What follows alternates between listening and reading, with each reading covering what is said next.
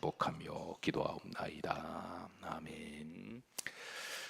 날씨가 이제 무척 추워지기 시작합니다. 특별히 매서운 한파 가운데 칼바람이 우리의 살결을 에이는 그런 추운 계절이 시작되었습니다.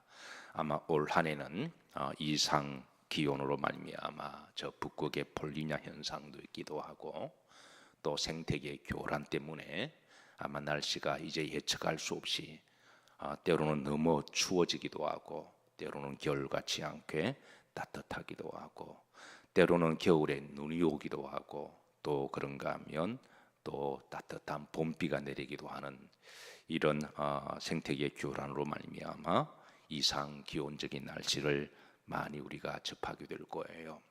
그렇다고 할지라도 성경에 우리들에게 이제 이미 주신 영적인 그런 징조의 말씀들이 있으니 이를 잘 분별하시고 또 미리 잘 준비하셔서 어떤 날씨 어떤 환경 속에서도 주의 오심을 준비하고 믿음으로 승리하시기를 주의 이름으로 축복합니다. 어쨌든 추운 칼바람의 날씨 가운데 새벽에 주의 준 오신 여러분들을 주의 이름으로 축복합니다. 자, 이번 주부터 이제 주님이 오시는 성탄의 세 번째 주에 세 번째 촛불의 불을 밝힙니다. 첫 번째 촛불은 소망의 구주로 오신 주님을 기다리고 찬양하며 두 번째 촛불은 평화의 주님으로 오신 주님을 우리가 기다리고 예비하며 그리고 세 번째 주는 기쁨의 주로 오신 주님을 기다리고 준비합니다. 이 기쁨의 구주께서 여러분의 심령 가운데 기쁨이 늘 충만하기를 또 여러분의 가정이 늘 항상 기쁨이 넘치기를 우리 영열교회에 기쁨의 영이 충만하기를 온 누리에 이 기쁨의 구주가 충만하기를 기도하고 축복합니다. 자, 우리가 지난번에 바울의 목회, 철학, 신앙을 담고 있는 이제 말씀을 함께 나누었습니다. 따라서 하십니다. 나는 이제 너희를 위하여 받는 괴로움을 기뻐하고 그리스도의 남은 고난을 그의 몸된 교회를 위하여 내 육체에 채우노라 그랬습니다. 우리가 지난번에는 이제 서론 부분을 함께 나눴는데 자, 바울이 이제 그리스도의 남은 고난은 어떤 고난인지 우리들에게 알려주는데 첫 번째 성도를 위한 고난임을 그렇게 알려줍니다. 사실 교회도 사람들이 모이는 곳이다 보니까 여러 사람들 또 여러 가지 문제점들이 발생합니다. 왜냐하면 우리 사람 자체가 다 완벽하지 못하고 우리도 지금 변화되어가는 과정에 있고 그래서 다 이제 연약한 부분들 또 각자 성품이 다르기 때문에 그래서 사람들이 모이는 곳에 여러 가지 충돌이 있기도 하고 갈등이 있기도 하고 오해가 발생하죠. 특별히 이제 고린도 교회는 말도 많고 탈도 많은 교회였습니다. 제가 가끔 강조하지만 말이 많으면 실수도 많고 말이 많으면 뭐도 많아질까요? 탈도 많아집니다. 그렇다고 우리가 말을 하지 않을 수도 없으니까 여기에 딜레마가 있습니다. 그래서 우리가 말을 한마디 할 때마다 한 번 더 기도하고 돌아본다면 그 말이 얼마나 복된 말이 될까, 위로가 될까, 또 은혜가 될까 그렇게 생각합니다. 그래서 야고보 사도는 말에 질수가 없는 사람이 온전한 사람이다 그렇게 권면하기도 하죠. 어쨌든 교회는 여러 사람들이 모이다 보니까 갈등과 오해와 다툼이 있기도 하는데요. 그 가운데 바울에게 늘 근심이 되는 교회, 마음이 아픈 교회가 있었습니다. 바울이 여러 교회를 개척했습니다. 그 중에는 정말 기쁨이 되는 교회도 있었지만 어떤 교회를 생각할 때마다 참 근심이 되고 마음이 심쿵하는 그런 교회들이 들어있었는데 그 중에 대표적인 교회가 바로 고린도 교회죠. 고린도 교회는 참 말도 많고 탈도 많고 그런 교회지만 그래도 바울이 고린도 교회를 포기할 수가 없었던 것은 여전히 주님의 교회이기 때문에 그렇습니다. 그래서 고린도 교회를 생각할 때마다 가슴 저리는 심장을 안고 이제 이렇게 기도하고 편지를 보냈는데요.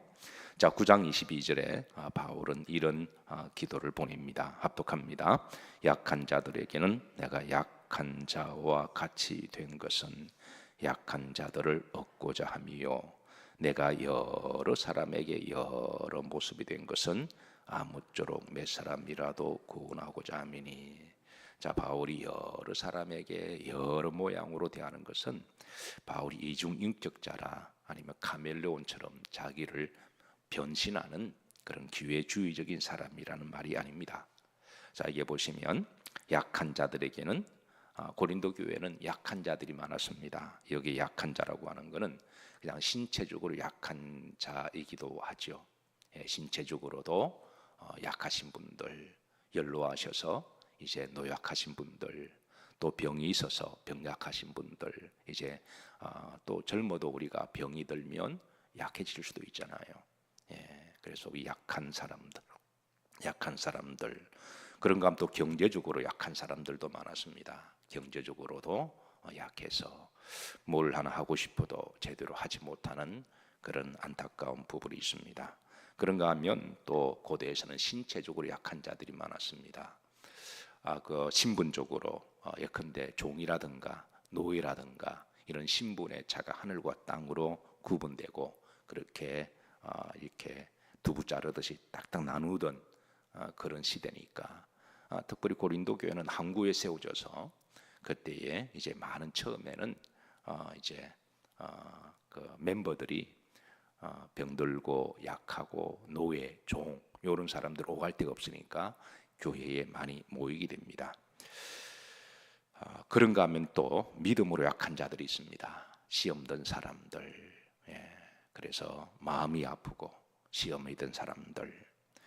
바울은 이런 이들을 볼 때마다 신체적으로 약한 사람은, 바울은 같이 신체적으로 아픔을 공유하고, 또 신분적으로 약한 자들은 본인도 나도 예수님의 종이다 그렇게 또 전함으로, 그래서 본인도 낮추고, 또 물질적으로 약한 사람은 또 물질적으로 이제 같이 또 그게 호흡을 맞추기도 하고, 공한 조각 같이 나눠 먹는, 적으면 적은 대로 함께 기뻐하고, 그리고 또 없으면 없는 대로 그걸 이해하고 공유하는, 바로 이렇게 하는 것은 자, 바울의 목회 철학이 여기 있습니다. 자, 내가 약한 자들에게 약한 자와 같이 된 것은 약한 자들을 뭐 하고자 함이요, 얻고자 합니다. 그들 한 사람이라도 실망하거나 낙심하지 아니하고 구원에서 이탈하지 않도록 조금이라도 위로가 되고 힘이 되어서 그 한 사람이라도 생각하고 배려하는 그 마음이 예수님의 마음이고, 그 마음이 바울의 마음이고, 그 마음이 목회자의 마음이 되어야 되고, 그 마음이 직분자의 마음이 되어야 되고, 그런 마음이 성도의 마음이 되어야 할 줄로 믿으시기를 바랍니다. 예, 또 그런가 하면 또 고린도 교회에는 또 부자들도 있었습니다. 예, 그렇게 이제 항구 지역이다 보니까 숫째 말로 떼돈 번 사람들이 들어 있었어요. 무역을 통해서, 배를 통해서, 상품을 통해서 그냥 갑자기 떼돈 벌기도 하고, 갑자기 졸부가 되기도 하고, 땅 부자가 되기도 하고, 이런 분들도 있었는데, 또 그런 사람들에게는 또 바울은 또 같이 부한 모습으로, 우리가 음식을 하나 먹을 때도 없는 사람이 그냥 국밥 하나 이렇게 시키면 그 바울도 같이 그거 같이 먹으면서 같이 기뻐하는 거죠. 그리고 또 이렇게 여유 있는 사람들은 국밥에 안에 스테이크를 시키면 거기에서도 국밥 먹는다고 말할 수 없잖아요. 또 같이 하면서, 그래서 또 부자에게는 부자의 모습으로 또 함께 또 맞추어 드리고, 또 지식적으로 또 배우지 못한 분들에게는 또 같이 또 그렇게 하기도 하고, 또 많이 배운 분들 있잖아요. 또 그럼 그 지식의 레벨을 맞춰 주어서 함께 지식을 공유하고 또 함께 학문을 논하기도 하고, 그래서 또 부자들에게는, 또 식자들에게는 또 그게 맞추어서 그렇게 하는 것은 바로 그 사람을 뭐 하기 위함이다? 구원하기 위함이다. 네, 구원하기 위함이고, 그래서 여기에 내가 여러 사람에게 여러 모습이 된 것은 아무쪼록 몇 사람이라도 뭐 하고자 함이니 구원하고자 합니다. 이게 바로 이제 바울의 목회 철학이었다고 하는 것이죠. 그래서 바울은 이들을 구원하기 위한 그 마음이 바로 예수님의 마음임을, 그래서 특별히 이제 그리스도의 남은 고난이 어려운 성도들에게는 어려움이 있을 때 너희를 받는 괴로움을 내가 괴로움으로 여기지 아니하고 기쁨으로 여기는, 그래서 교회가 힘들 때 나 힘들어 그게 아니라 그것을 위하여 오히려 더 기뻐하는 이 바울의 믿음. 교회가 때로는 힘들고 시험 들었을 때 어느 성도들은 나 이렇게 말 많은 교회 그냥 나가버릴래, 그게 아니라 그런 교회도 주님의 교회임을 믿고 내가 가슴이 안고 오히려 기뻐하고 섬기고, 그리고 내가 이제 그 고난을 함께 짊어지고자 하는 이런 마음이 바로 바울의 마음이고 또 목사의 마음이 되어야 되고 여러 성도님들이 되시기를 주의 이름으로 축복합니다. 너희를 위하여 받는 괴로움을 내가 기뻐한다. 참 은혜가 되죠. 이게 바울입니다. 자, 두 번째입니다. 여기 보면 중반절에 자, 그리스도의 남은 고난을 그의 어떤 교회를 위하여? 몸된 교회를 위하여 그랬습니다. 교회는 예수님의 몸입니다.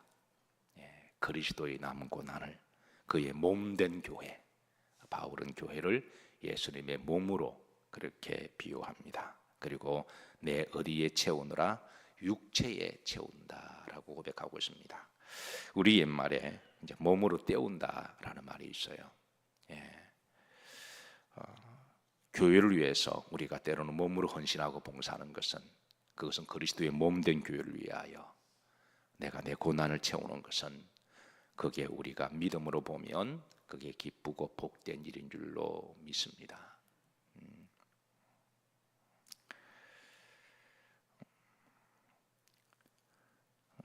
우리나라에 꽤 유명한 교회입니다. 제가 이름은 밝히지 않겠는데 그 교회는요, 뭐 교회가 뭐 성도가 그 교회 말로는 뭐 몇십만 명이 된다 그러니까 그 몇십만 명 중에 이제 장로님들을 픽택하는 게 그게 쉬운 일이 아니죠. 이제 많은 사람들이 장로님이 되려고 그러고 뭐 교회가 적은 데는 또 뭐 그런 문제는 별로 없는데, 그러다 보니까 그게 이미 장로님을 뽑는 거는 국가의 장관을 뽑는 것보다 더 힘든다고 말할 정도로 그런 분위기인데, 그래서 그 교회 이제 장로님 픽택할 때는 몇 년 전부터 그 교회에서 이제 화장실 청소부터 시키는 거예요. 화장실 청소, 그리고 이제 주차장 안내 봉사부터. 그래서 몇 년 동안 이 일을 하게 하고 그 모습을 통하여 그리스도의 몸된 교회를 내 육체에 섬기도록 그렇게 하고, 또 그런 모습을 성도들이 오랫동안 지켜보고, 그런 분들은 사회에서는 다 기업의 회장이기도 하고 국가의 또 장관이 되기도 하는 그런 분들인데도 그 장로님의 직분을 받기 위해서 몇 년 동안에 모자 뒤집어 쓰고 주차장에서 겸손히 오는 사람들을 다 봉사하고, 또 그렇게 한 1년 마치면 화장실에서 이렇게 몸으로 이렇게 하는, 그거를 통해서 교회를 섬긴다고 하는 것이 그냥 단순히 물질로만 섬기는 게 아니라, 단순하게 어떤 다른 것이 아니라 몸으로 이렇게 섬기는, 그거를 통하여 이제 본인과 하나님과의 관계를 정립시켜 주는 것이죠. 그렇게 본인과 하나님과의 그런 그 훈련을 통해서 이제 마침내 인정을 받게 되면, 이제 교회에서 여러 절차를 통해서 장로님을 세우게 되면 그런 장로님이 교회에서 문제를 일으킬 수 있을까요? 그럴 수는 없겠죠. 그런 기본이 탄탄하게 되어 있으니까. 그래서 그리 큰 교회가 그런 장로님들로 인해서 뭐 교회가 문제가 된다거나 뭐 시험 든다거나 그런 일은 뭐 100% 없을 수는 없겠지만, 그래서 그런 교회가 있습니다. 아마 이름만 되면 잘 아실 만한 그런 교회겠지만 어쨌든 우리가 교회에서 봉사하고 헌신하는 것이 부자든 가난한 사람이든, 그래서 옛날에 수도원에 가면 수도원에서 기도만큼이나 많이 신앙이 영성으로 강조한 것이 노동을 강조했습니다. 때로는 수도원에 왕이 찾아오기도 하고 귀족이 찾아오는데도 수도원에 수도하는 수도사들은 이제 모든 사람들에게 똑같이 왕에게도 이제 수도원을 이렇게 설고 닦을 수 있도록 걸레자루 주기도 하고 화장실을 청소하기도 하고, 그것은 교회가 예수님의 몸이라고 하는 그런 신앙의 기본을 가르쳐 주어서 교회를 설고 닦고 깨끗하게 하고 봉사하고 그렇게 하는 것이, 그것이 곧 기쁨임을 알도록 하는 것이, 그게 본인의 영성과 믿음에도 크게 도움이 되는 것이죠. 그래서 바울은 교회를 예수님의 몸으로 그렇게 늘 기억하고, 그래서 그리스도의 남은 고난을 예수님이 그렇게 헌신하셨듯이 바울도 그렇게 교회를 헌신하는 것을 기뻐했습니다. 우리나라에 복음이 처음 들어왔을 때 당시 예수님을 믿는다고 하는 것은 어떤 고난과 희생과 십자가를 지는 것을 각오해야 했는데요, 그 세 가지가 이렇습니다. 첫 번째, 제사 문제입니다. 교회에 나온다라고 하는 것은, 당시 교회 신앙은 제사는 곧 우상 숭배하는 것이기 때문에 그래서 제사를 금해야 된다는 것을 알고 있었고, 또 모르고 오더라도 교회 목사님들은 이거를 분명하게 가르쳐 주었습니다. 그래서 당시 대부분의 제사를 생명처럼 여기던 가문에 있어서 그래서 이것을 심각하게 갈등하고 고민하기도 하죠. 그래서 결국은 이제 이 제사를 정리하고, 그래서 이제 하나님께 예배드리는 가정으로 어려운 그런 이 가정의 그런 문제를 잘 극복하고 이제 제사 문제를 정리합니다. 두 번째는 주일 성수입니다. 당시는 농경 사회였기 때문에 주로 일요일에 온 가족이 모여서 이제 일을 이렇게 먹고 사는 문제니까. 근데 교회를 간다고 하는 거는 주일날 딱 예배 11시에 딱 정오 시간이잖아요. 딱 제일 귀한 시간, 제일 힘을 써야 할 시간에, 그래서 교회를 왔다 갔다 하고, 다른 가족이 볼 때는 꼭 일하기 싫어서 나가는 것처럼 보이기도 해서, 그래서 이 문제가 당시 교회에 나가는 사람에게 특별한 큰 어려움이었고 갈등이었습니다.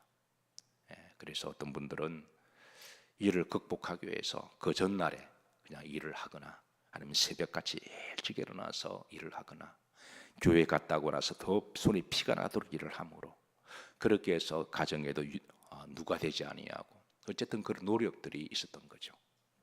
세 번째 문제는 술과 담배를 끊는 것이었습니다. 오늘 한국 교회는 이런 부분에 대해서 너무 타협을 해서 묻지도 않고 말하지도 않고 대답도 하지 않는 이상한 분위기가 되어서, 근데 이런 것은 서로 편할지는 모르지만 이런 것들이 점점 교회가 세속화되어서, 그래서 교회 밖에서는 그냥 적당하게 그냥 하고 적당하게 한잔하고, 맥주는 술도 아니요, 다른 교회 집사님들도 소주 한 잔은 하던데 뭐 그런 식으로 분위기가 돼가면서 점점 세속화되는데, 이 세속화에서 가장 나중에 큰 피해를 보는 사람은 당사자 영성입니다.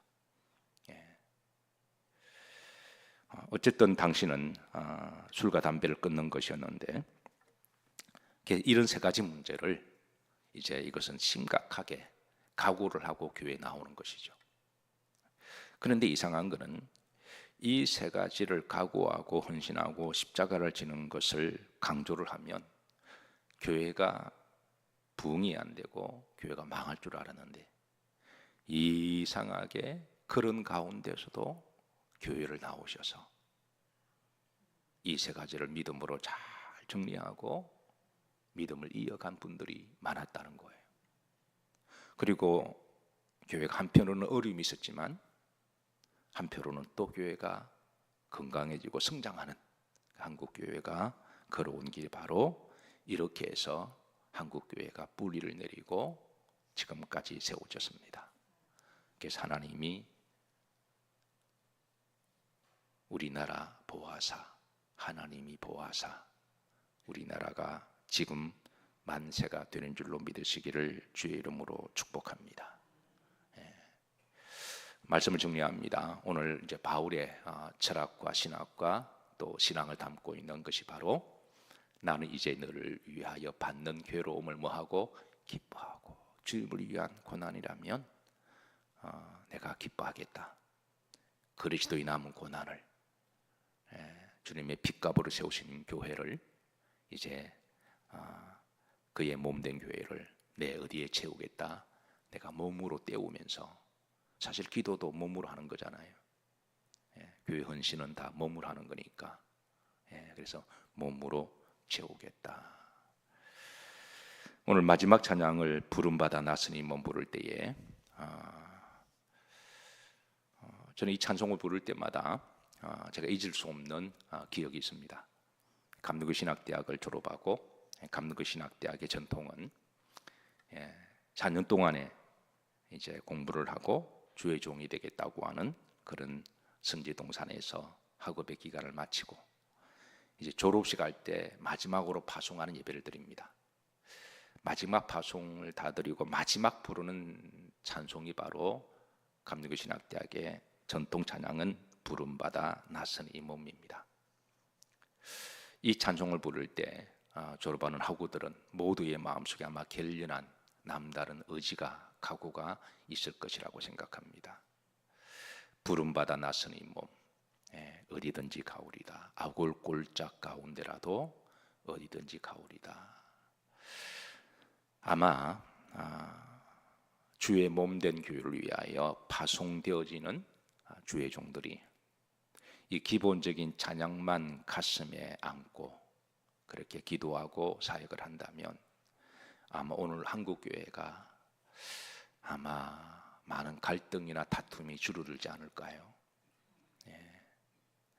그런데 이 찬양은 비단 목회자만의 찬양이 아니라 여러 성도님들이 이제 교회에서 예배드리고 교회를 떠날 때 우리가 함께 불러야 할 찬양이기도 해요. 하나님이 나를 보내신 내 가정으로 보낼 때 부름받아 나선 이 몸 어디든지 가오리다. 내 직장으로 보낼 때 그리고 내 삶의 장으로 보낼 때 그때에 이제 비록 그곳이 빛도 없고 아골골짝골짝이라도 제가 나아가리다. 그렇게 한다면 우리의 가정은 좀 더 평화로운 가정이 될 것이고 내가 일하는 일터가 좀 더 갈등이 사라지게 될 것이고 내가 살아가는 삶의 현장이 바로 선교의 장이 되지 않을까.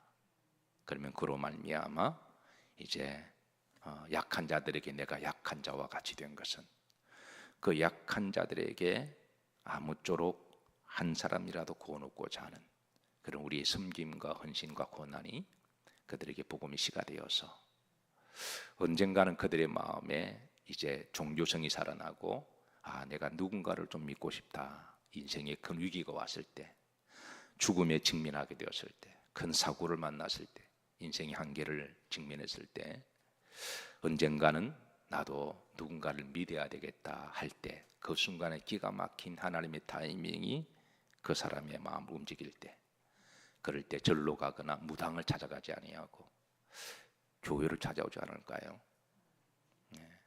그런 것들이 복음의 씨가 되어 열매가 맺히게 되면 하나님께서 기뻐하시리라고 믿고 오늘 바울의 이 목회 신학과 신앙이 담겨 있는 이 말씀이 여러분의 신앙이 되기를 우리 모두의 신앙과 신학이 되기를